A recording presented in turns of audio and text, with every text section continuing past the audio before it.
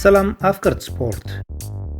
ንሎሚ ዝተዳለወ ስፖርታዊ ሓበሬታታት ሒዝና ቀሪብና ኣለና ንምክታልኩም ብኽብሪ ንዕድም ክርስቲያኖ ሮናልዶ ሓደ ካብቶም ኣብ ዓለምና ዕውታት ዝኾኑ ተጻወቲ ኩዕሶ እግሪ ከም ዝኾነ ምስክር ዘድልዮ ኣይኮነን ዓውታት ናይዚ ፖርቱጋላዊ ግን ኣብ ሜዳ ጥራይ ዝሓጽሩ ኣይኮነን እዚ ተጻዋታይ ኣብ ንግዲ ወይ ድማ ኣብ ቢዝነስ ውን ማዕረቲ ኣብ ስፖርት ዝሓፈሱ ዓውታት እኹል ታሪፍ ጸጋ ኩንን ክኢልዮም ንምዃኑ ግን ሮናልዶ ኣብ ከመይ ዝኣመሰሉ ንግዳዊ ጽላታት እዩ ዝነጥፍ ከመይ ዝኣመሰሉ ዓበይቲ ትካላት ይኸ ዝውንን ሓቢርና ንረኣዮም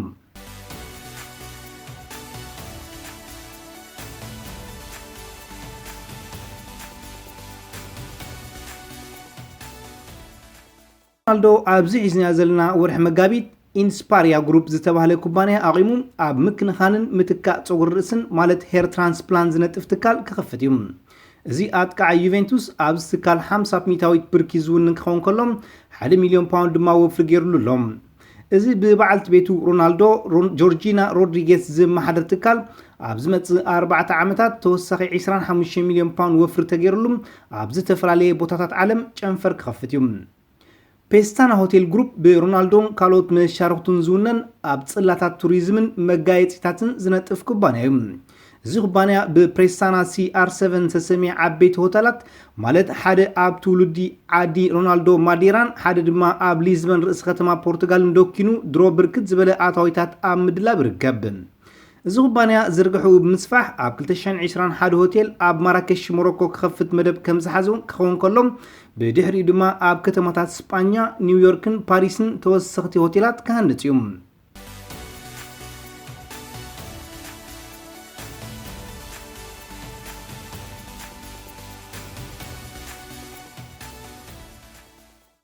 ሮናልዶ ዝተፈላለዩ ጨናን ኮስሜቲክስን ዘፍርን ዝሸይጥን ኤደን ፐርፊውምስ ክርስቲያኖ ሮናልዶ ፍራግራንስ ተባሂሉ ኣብ ጽዋዕ መደበሩ ኣብ እንግሊዝ ዝኾነ ትካሉን ብርክለዎም ብተወሳኺ እዚ ኣባል ክለባት ማንቸስተር ዩናይትድን ሪያል ማድሪድን ዝነበረ ተጻዋታይ CR7 ኣብ ትሕቲ ዝብል ናይ ንግዲ ምልክታት ኮቦርታ ጂንስ ስረን ኮስሞን ዘፍርዩ ኩባንያታትን ይውንን እዩ ማዕዝ ጥራይ ግሩፖ ማቤል ካፒታል ተባሂሉ ዝፍለጥ ኣብ ማድሪድ ኢቪዛን ማያሚን ዓበይቲ ኣብያተ መግቢ ማለት ሬስቶራንት ዘለዎ ኩባንያውን ዋንነት ሮናልዶ ስፓኛዊ ተጻዋታይ ኩዕሶ ስሕኬት ፖል ካሶል ስፓኛዊ ተጻዋታይ ባይታ ቴኒስ ራፋኤል ናዳልን ስፓኛዊ ድምጻይ ኤንሪኬ ኢግሌሲያስን እዩ ኣብ ርእሲ እዚ ሮናልዶ ዜላ ኣብ ተሰሜ ኣብ ኢቪዛን ለንደንን ኣብያተ መግቢ ዝኸፈተ ኩባንያውን ብርክ ኣለዎም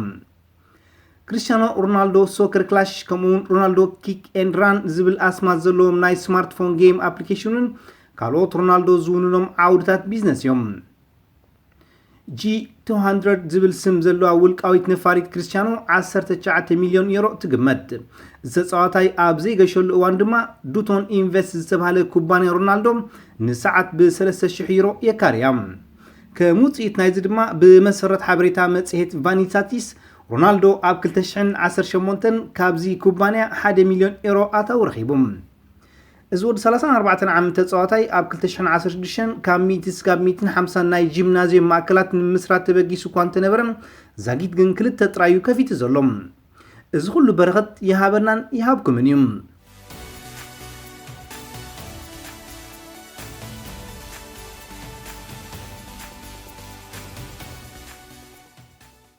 ህይወት ኩሉ ፍጥረታት ዓለም ኣብ ኢድ ፈጣሪ እኳ እንተኾነ ብዙሓት ተዋዘይቲ ግን ንኣከፋፋሊ ኣርሰናል ኣሮን ራምሲ ንጭርቃን ዝኣክል ከም መልኣክ ሞት ክገልጽዎ ጸኒሖም እዮም ብሩህ ንምግባር ንሱ ጎል ኣብ ዘመዝግበሉ እዋን ሓደ ካብ ውርያት ሰባት ይመውት እዮም ዝብሉ እዚ ዘርእዮ ኣብ ወርሒ ነሓሴ 2009 ዝጀመረ ክኸውን ከሎ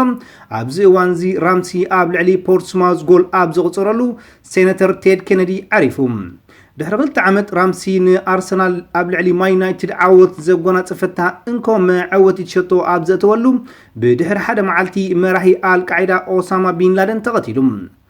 እዚ ተወላዲ ዌልስ ድሕሪ ገለ ኣዋርሕ ንሰኪዕ ቶተንሃም ምስ ደፈረ ወናኒ ኩባንያ ኣፕል ስቲቭ ጆብስ ሞይቱ መራሒ ሊብያ ኮሎኔል ሙዓመር ጋዛፊ ኣብ ወርሒ ጥቅምቲ 2011 ክሞት ከሎ ራምሲ ብድሮ ኩዕሶ ኣብ ሰኪዕት ፈረንሳዊት ክለብ ማርሴይ ኣዕሊቡ ነይሩ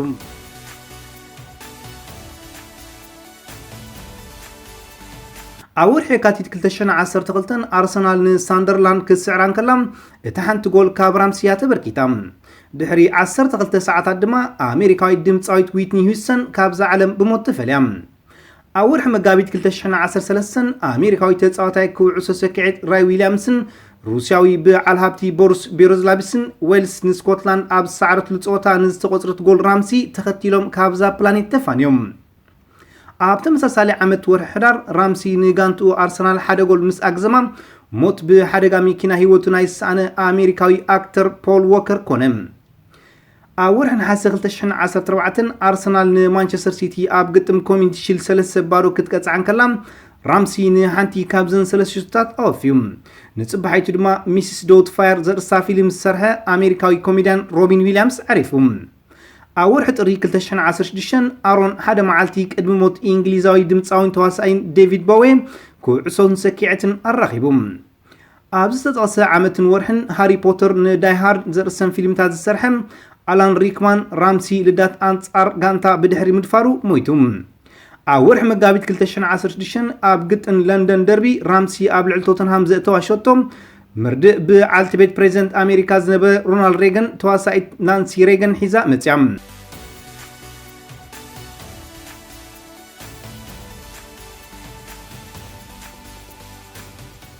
أرون بتوسعي كدمي موت إنجليزاوي تواسعي دمصاون دراسن بروس فورزيس شوتو كمزقب كيل نيرم أبز حلف عمت ورح مقابيت رامسي قابل علي إسي ميلان زوغطر أقولون كاب علة موت ساينتيست ستيفن هاوكين كوميديان سر كين دودن بمعالتات زي ترحاقت أيقونتن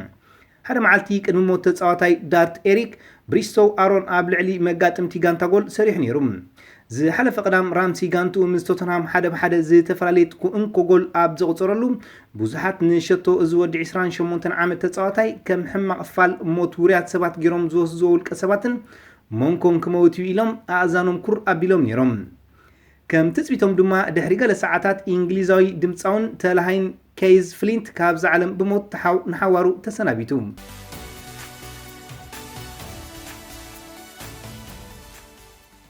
تبهاجي ودر جوبال كلبات أوروبا بناي كلا إجري ناودي كم حلاف كل تتصوتات باريس سان جيرمان أنصار مانشستر يونايتد بورتو أنصار روما زعابي تخرت توهيبو زولو صوتام اب عدا ناي كلت بارو سعرت تسكمت عرموشش انجليزايت كلب مانشستر يونايتد نا فرنسا توغعيزا انصارتا ببلوصات تصاوتي تتختيخا سوراكو عسو اغري تكايد زلا بي اس جي اتكايدو ناي ملس قتميوم ابز صوتا عدا جول زلوا يونايتد انصار ناي قدما اغري حصرت راي زيكونه انصار تاريخن وشطاوي صغماتاونن كتقالس كتقدديام بي اس جي عود قداما اغري اب قمت اتي خامس سلو بقعاتا تزاميدوم اب زقطم لعل قمت زوهابايوم اب مدرخ اودي كام حلاف اب ميدعا كلتن لعلين شوتو تمزغيبوا نابرب فصام سجيرات فلط غانتا يلان زين اتقعتا برازيلاوي نيمارن اوراغاوي اديسون كابانن بمسبرتي كسيرا زلا بي اس جي درع زهب كخونيوم بي اس جي دحرتي ام مدرخ ليغ 1 انصار ليون زوردا سعرت نا 17 نطب فللي حزا نشمونت صوتاتات كيتسعرت تقصل مسمهلاون عسلطانيا توماس توخل ناي سنه امرو بليچا زلوا غانتا حيزو يخاتم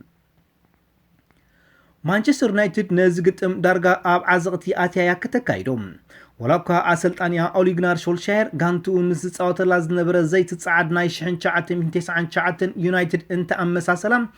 بارك دي برينسس بزي 10 زاخلو قدامو تصاوتا كتعوت ازيو كم زخبدايم تنتنتي زغلصوم يونايتد لينغارد هيريرا ماتا ماتيتش سانشيز فالنسيا دارميان بمقداتي جونس بحمام كومون بوغبا بمقصعتي زخسرتهم تصاوتيوم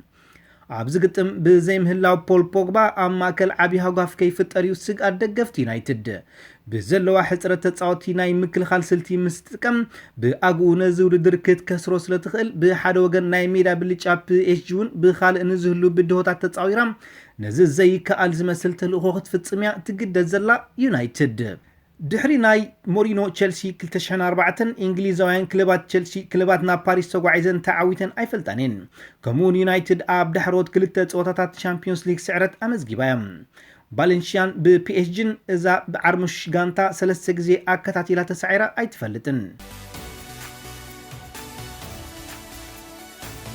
ፕሬሰል ኪምፐምበን ኪልያን ምባፐን ብዘመዝገበውን ሽቶታት ኣብ ቀዳማይ እግሪ ርእሳት ዘቕንዐት ፓሪስ ዝኸበረን ዝበለፀን ተፃዋታያ ኔይማር ነዚ ግጥም ዘይርክብ ክኸውን ከሎ ምስጋንቱ ኣብ መወዳእታ ልምምድ ተሳተፈ ካባን እውን ከም ዘይሳተፍ እዩ ቶማስ ቱኸል ኣፍሊጡ ዘሎ ስለዚ ድማ ትስፉ መንእሰይ ኪልያን ምባፔ ከም ወትሩ ሓላፍነት መስመር መጥቃዕቲ ክስከም እዩ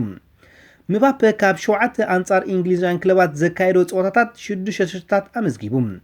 ብሓፈሻ ኣብ ሻምፒዮንስ ሊግ ድማ 14 ጎላት ኣመዝጊቡ እዚ ኣብ ታሪክ ጎባል ክለባት ኤውሮጳ ኣብ ትሕቲ 21 ዓመት ንዝዕድሚዮም ተፃወቲ ንወዱ ዓዱ ካሪም ቤንዜማ ማለት 12 ሽቶታት ዘመዝገበ ኣኸቲሉ ኣብ ቀዳማይ ደረጃ የስርዖም ኦሊ ጉናር ሾልሻየር ንዩናይትድ መሪሑ ካብ ዘካየዶም 16 ፀወታታት ኣብ 13 ክዕወት እንከሎም ሓንሳብ ድማ ስዕረት ኣመዝጊቡሎም ኣብ ፕሪምየር ሊግ ስዕረት ዘይቀመሰ ዘሎ እዚ ኖርዌጃዊ ግዝያዊ ኣሰልጣኒ ጋንቱ ነታ ናይ ሰር ኣሌክስ ፎርጉሰን ዝኣልያ ዝነበረ እሞ ብካብ ብድሕሪ ተበጊስካ ምዕዋት ትፍለጥ ዝነበረት ናይ 1999 ዩናይትድ ከም መሳሰላ ተራእዩ ኖካምፕ ኣብ ዝእንገዶ መዛዝም ፀወታ ሻምፒዮንስ ሊግ አንጻር ባየር ሙኒክ ንታሪኻዊት መዓወቲ ሸቶ ዘመዝገበ ሾልሻየር ከም ኣሰልጣን ዩናይትድ እንኮ ስዕረቱ ካብ ፒኤስጂ ተቐቢሉ ድሕሪ አንጻር ሳውዝሃምፕተን ዝርኣይዎ መኸተ ንኩነተ ኣእምሮ ተፃወቱ ዝነኣደ እዚ ኣሰልጣኒ ንፓሪስ ፀገም ክፈጥሩሎም ምዃኖም ገሊጹሎም ብህሉ ብቕዓት ሉካኩ ዝዓገበ ሾልሻየር ብፍላይ ኣብ ቀዳሞት ደቂቕ ሸቶ ምስ ነመዝግብ ኣብ ዝኾነ ደቂቕ ናብ ፀወታ ክንምለስ ክንክእል ኢና ኢሉ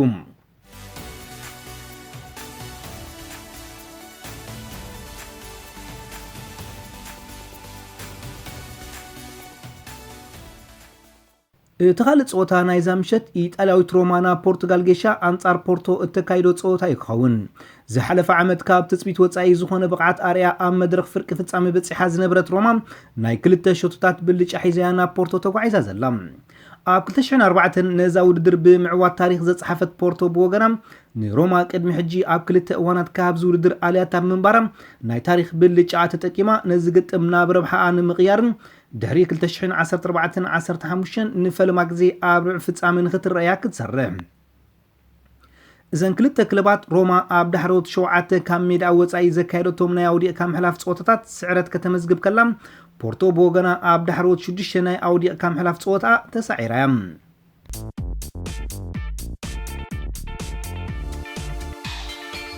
ባርከት ሰኽበርኩም ተኸታተልትና ንሎሚ ኣዳሊና ዝነበርና መደባት ኣብ ተዛዚሙሎ ናብ ዝቕፅል ብኻልእ መደብ ስካዕ ንረኸብ ሰሰናዩ